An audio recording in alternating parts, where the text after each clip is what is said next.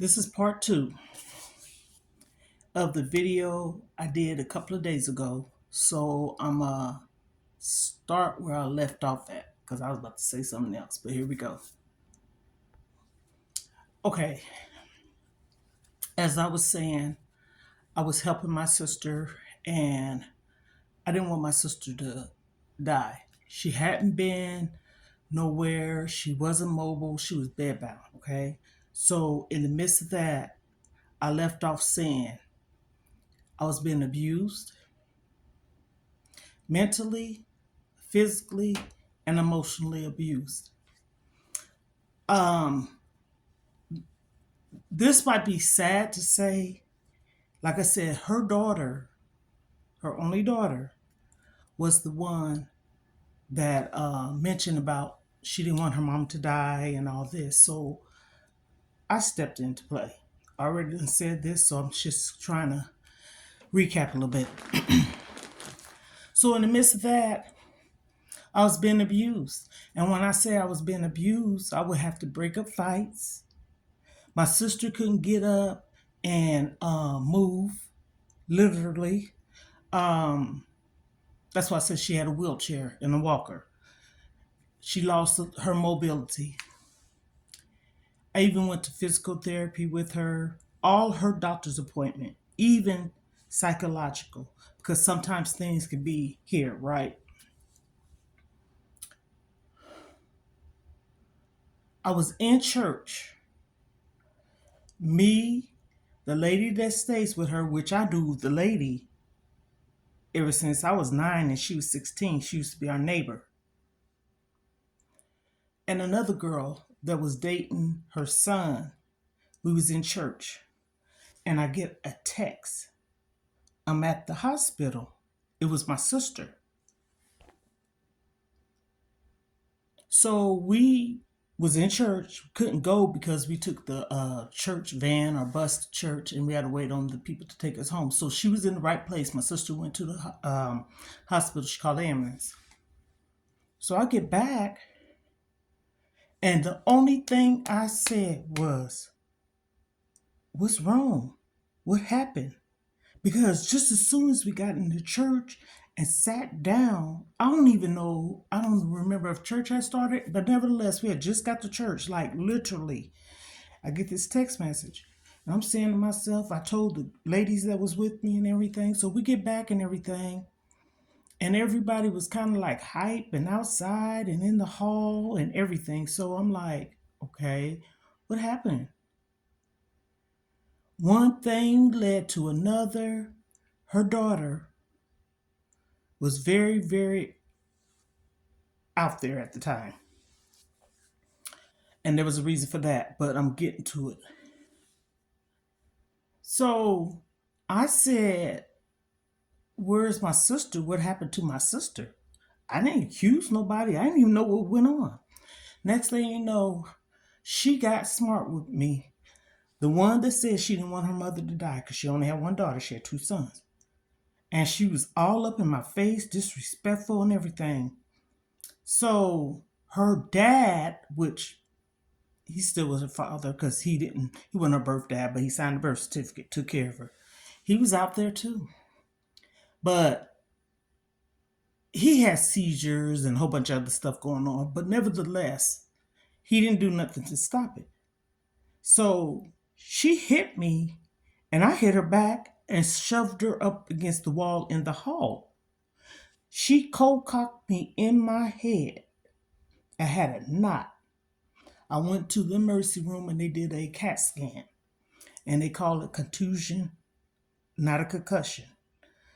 But something was there because they saw the big knot. My sister had called the police while she was in the emergency room because she found out what had happened. And the father said, if I had done something, I would have been in prison right to this day. But you didn't try to stop. No one did. And how she was able me to get away or her to stop, I shoved her up against the wall.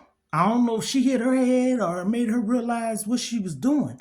Come to find out, she was stripping and doing drugs. I don't care. Sometimes people need to stop using those things as an excuse. Just like they said, a drunk speaks a sober mind. I believe that.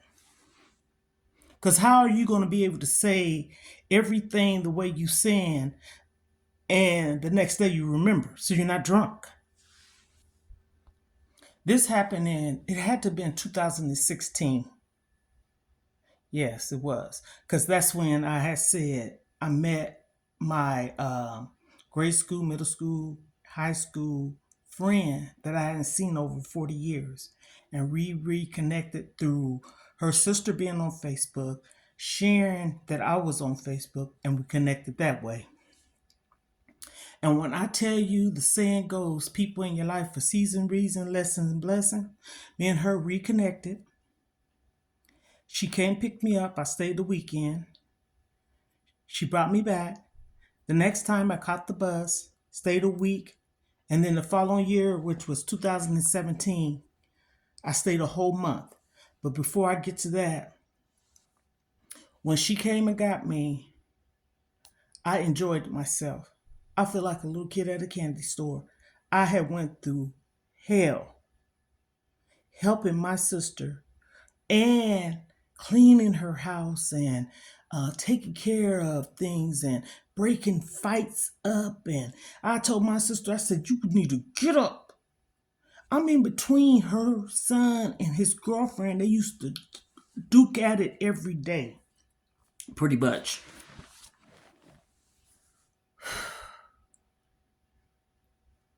I did this for the love of my sister.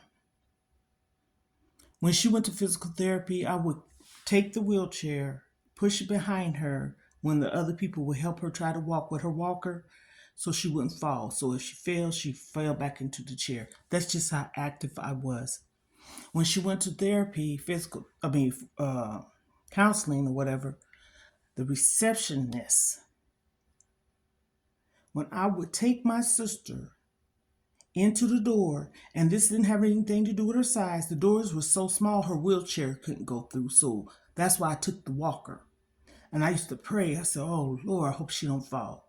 But I was real quick with it, because I worked with patients before, a certified nurse assistant. So you sure you got the walker, sister? I had the wheelchair, and then I pull it back real quick and she'd sit down in it. But by the meantime, she didn't have to do that because there was a chair right there. And that's when I told her, I said, please try to walk. So she walked to it. It was like literally right by the door. So when I went back there with my sister the first time, I'm a very transparent person. If I'm trying to get help, I'm not going to lie. So the lady asked her question, she was talking, and then she asked me because I was supporting my sister, and honey, I let them have it. But I didn't want to take over, so I let my sister do most of the talking. So when the session was over with, I asked the nurse or the doctor, the counselor, social psychiatrist, whatever you want to call them, could I speak with her? And I told her a whole bunch of stuff. I said, my sister's not telling the truth. She's going through this. She gets treated this way. I mean, literally, they was mistreating her because she was vulnerable. She would give him money, and she would always tell her son to go to the store. But when she tell him to go to the store, or asked him, I should say, hell, right now you need to be told. She would have to give him money to go to the store for her, and you live in your mama's house, working, going to school, and your money is yours. But you taking your mom's money? Mm-mm. I used to tell my sister, shut up, because you ain't doing nothing. I told my niece one time, she was standing by her mama's closet, and I was sitting at the foot of the bed because I used to sleep with my sister. She had a king size bed. I mean, she had a big one. I don't know if it was a California king. I sleep at the foot. Plenty of room. She was at the top.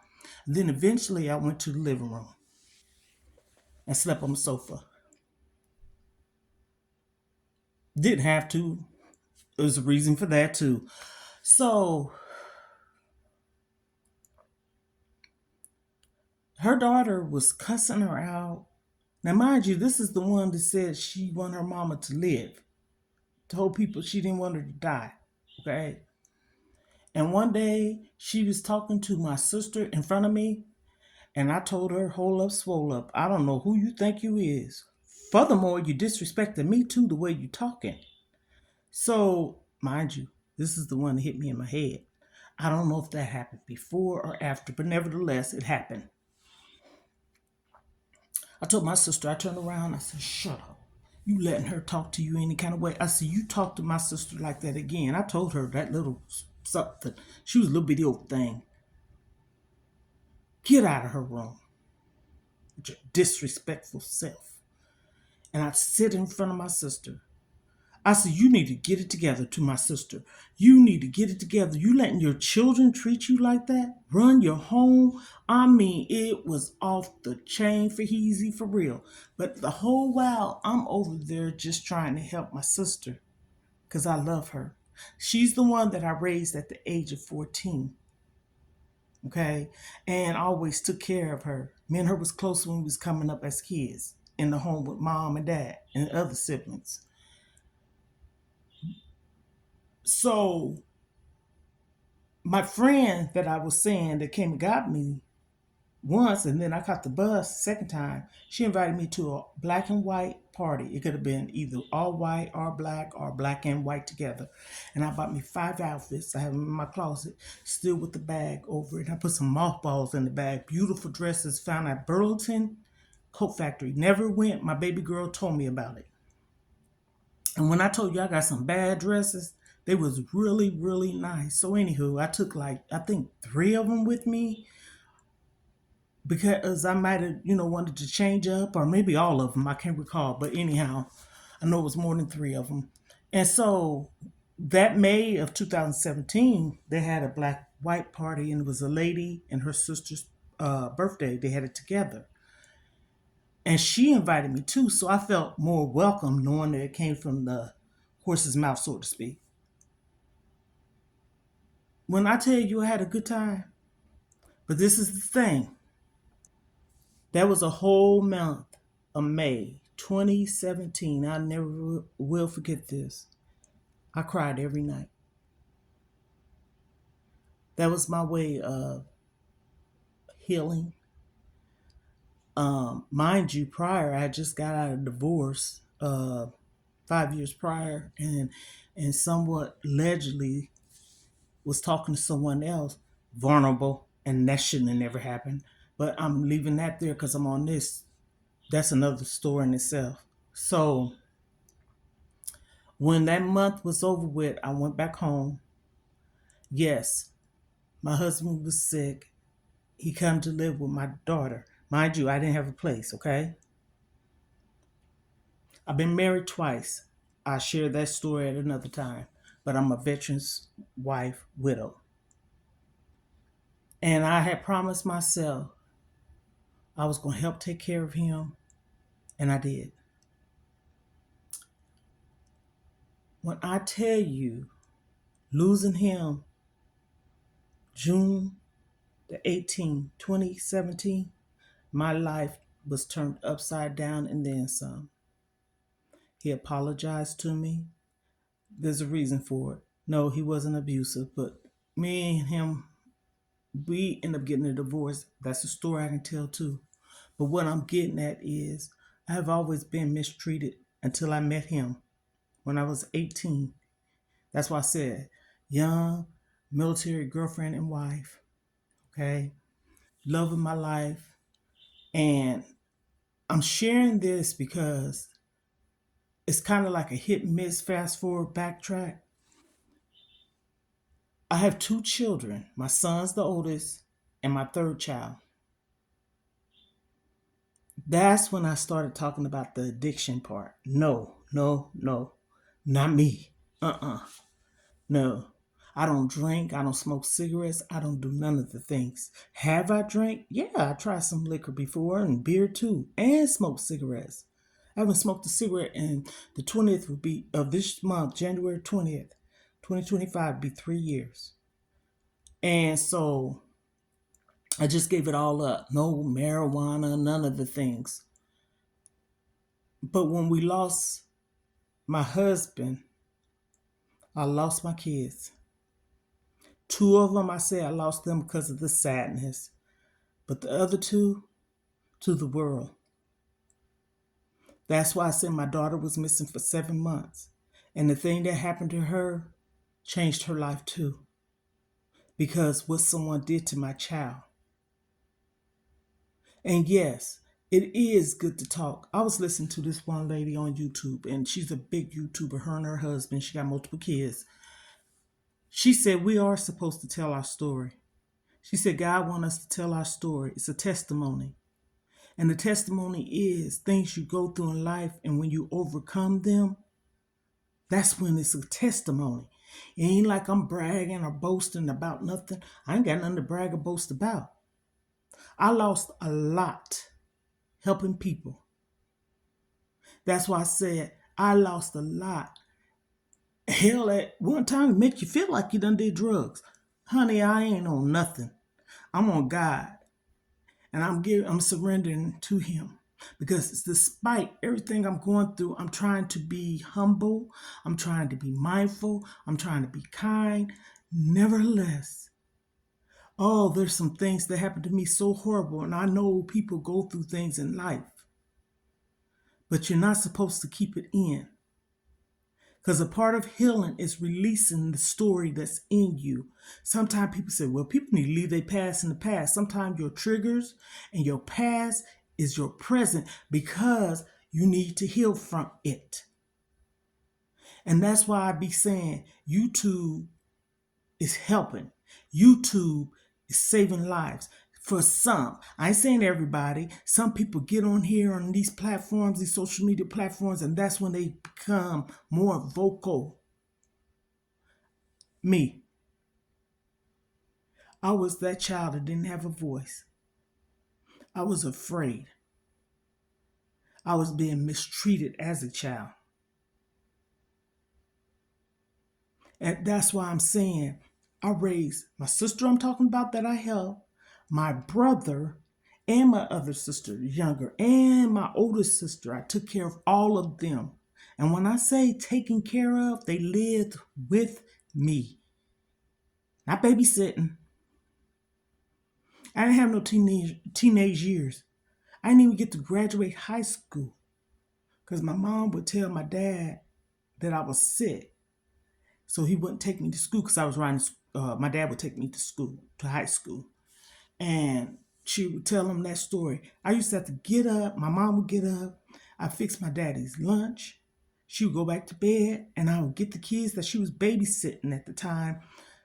You know, the parents would drop the kids off. I would fix my dad's lunch, put it in his lunch box. He had one of those metal lunch box with a big, tall thermos that you take the top off and pour your drink or whatever in that and drink it from it like that. So when I tell everybody I'm going through something, I'm going through it. And when I met my kid's father, he rescued me.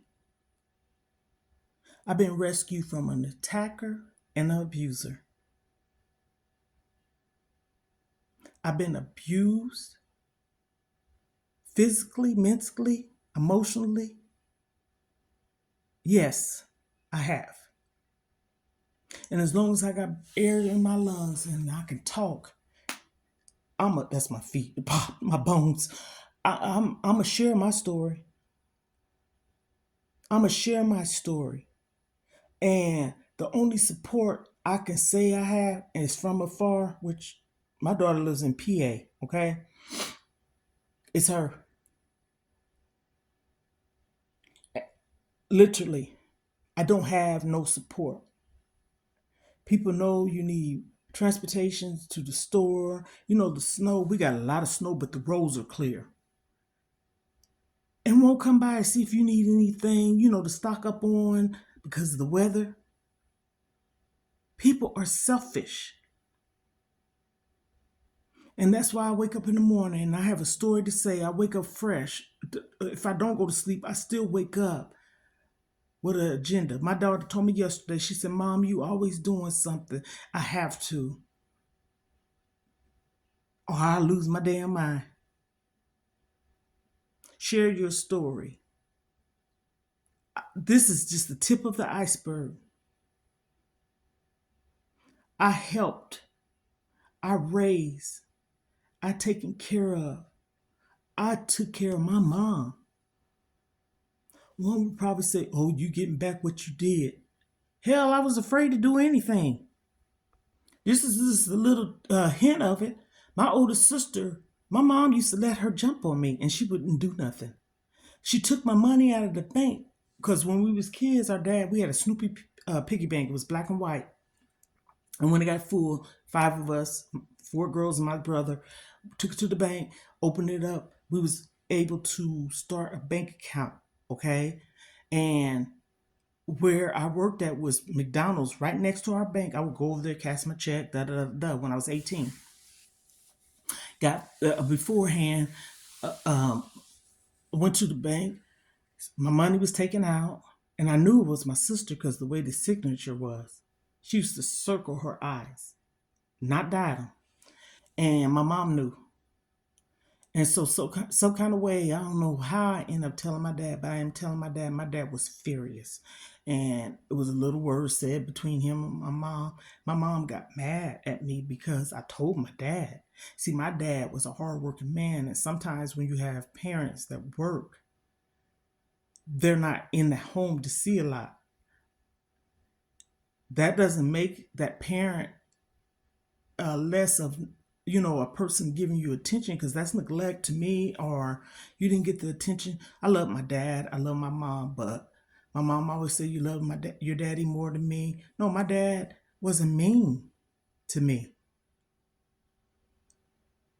My dad would go and stay at his mom's house, and when he stayed at his mom's house, because my mama had these personalities, I guess you could say, I can get into that another day, and I would have to take his mail out because she had a restraining order, and I would cry, and he'd ask me what's wrong, but I couldn't tell him because he's leaving. I'm going to be there in that. I was being abused. And he saw marks. And his mom, which is my grandmother, hid me out for 21 days, I want to say, almost a half a month. Yes, my dad's mother, because they knew I was a good girl. My mom was mad, and she used to periodically throw it up. I remember that time with Chester's mom. My dad's name is Chester. My mom's name is Betty. Used to done hid you from me. She did. She did. And still it didn't matter, because you think sometimes when things like that happen that it won't happen again. Oh, honey. And it's because of you being afraid to speak up or say something. And when I got to high school, I started running away. And the reason why I ran away, it would be over people's house, like my grandmother's, this girl. My mom knew everybody. I'd be at somebody's house, but still is running away because you're not at home. And the cops would come, and I got threatened that I was going to end up going to juvenile because I shouldn't be running away. Back then, I was like, what? You're not listening to the child. You don't know what the child's going through. You ain't even asked no questions. But you threatened to put somebody in juvenile because they're running away. There's a reason for it. And that's when I didn't care no more, because it's like, damn if you do, damn if you don't. My older sister, she was so mean to me, but she was the one that also told me, see, this is being real. Leave. I was 18. The last time I can remember getting a whooping or beaten, if anybody want to call it, I think I was 17 years old. And when I met my kid's father, he saw a lot. I didn't just start running my mouth, telling them things. I was enjoying myself because I found somebody that really cared and loved me. See, it's not about being messy, but also when you think about it, I could have said a lot. I didn't even tell my dad. And that's why people always say, why do people, when they get abused or whatever, they don't say nothing? Hell, because what I just said, they told me they was going to put me in juvenile, so say this. I tell somebody I'm still going back home, you still get mistreated or beat. Even if I told my dad, I felt like that. My dad didn't never see it. Never. My dad wasn't he didn't, I guess because he had four girls. I don't know. My dad wasn't that type of person. He wasn't mean. I just found out the other day. My dad's 81 years old. I thought he was 80, and there was a reason because his birth certificate dates. So he told me, he said, when I was born, he was living on the other side of town. But one thing he did do was supported my mom as far as working. My dad started working for Santa Fe Railroad at the age of 19. Okay. He said he always knew to be a provider for his kids or wife or girlfriend. And I found that out. I was like, whoa, I didn't know that. They was married though. Because my mom got married, she was 16, had me when I was she was 17, had my sister when she was 16. We 10 months apart. And my dad said that, and I said to my mom, because I'm old enough to grasp at what he said, I said, oh, they were separated? This is what I said. And he told me that. He said it without, I guess, realize saying it. And I was like, whoa. I want to say this. Men go through things too.